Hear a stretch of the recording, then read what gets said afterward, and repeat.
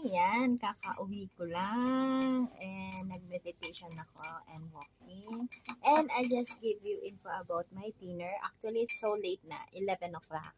Pero nag-brunch ako 3 p.m. So, like yesterday night, I eat my dinner like 11. So, from 11 p.m.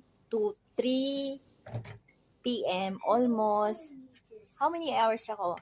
12 plus 4, 16 hours fasting.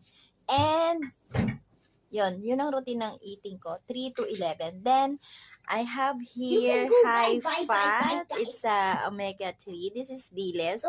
And 2 eggs. This is my dinner with suka. And, hello! Hi! Dali.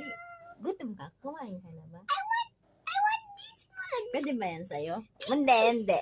Okay, wait. Then, I just eat this one. That's my amino acid and fatty acid. It's helped for me to burning mode. Continuous. Actually, 2 days na po akong no rice. And my first 2 days ago, I eat only bulalo, pork, and second day, adobong manok. And with bell pepper. Yun lang. Tapos parang nag-corn ako kaganina. Maliit na slice. So, this is my carbs. So, wapati, kain tayo. Ang sarap nito. Na-miss ko to eh. Actually, may luto pa nga nila.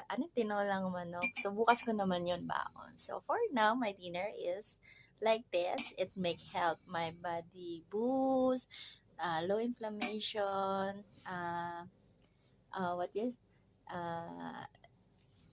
burning mode. And later pa ako matutulog after like mga too late na talaga ang dinner ko. So, like 2 a.m. para ma-digest siya ng pancreas ko and you will see. Pero mas maganda, maaga kang matulog talaga, 10 p.m. So, kailangan 7 p.m. nag-dinner na ako. Dahil busy ka ganina sa pasyal and squat and exercise and walking. So, nagutom ako. So, low carb lang muna kakain ko. So, buapati, kain tayo. Stay low carb. Yummy.